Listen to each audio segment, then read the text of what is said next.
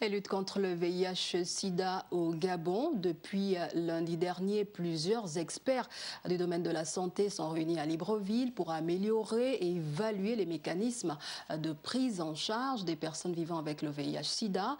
Une initiative saluée par plus d'un au moment où on constate, où on a l'impression qu'à cause du Covid-19, les autres pathologies chroniques sont oubliées. Elvire Talikumba, Gérard Magnagna. Évaluer la prise en charge des personnes vivant avec le VIH au Gabon, c'est l'objectif de cet atelier qui réunit l'ensemble des acteurs sanitaires qui œuvrent dans ce domaine.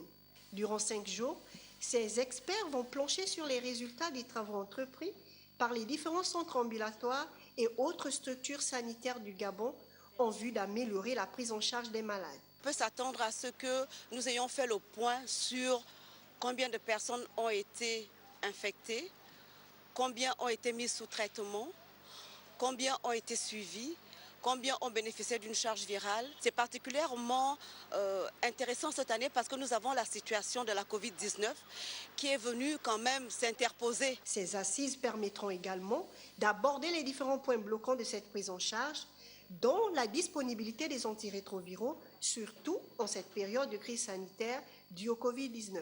Il y a une légère baisse de l'infection et une légère baisse des décès. Ce sont des résultats encourageants, mais il faut faire le bilan pour l'année 2020.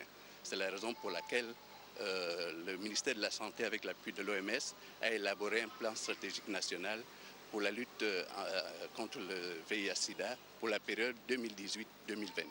La santé de toutes les franges de la population gabonaise étant une préoccupation majeure des plus hautes autorités de notre pays, les résultats de cet atelier sont donc attendus.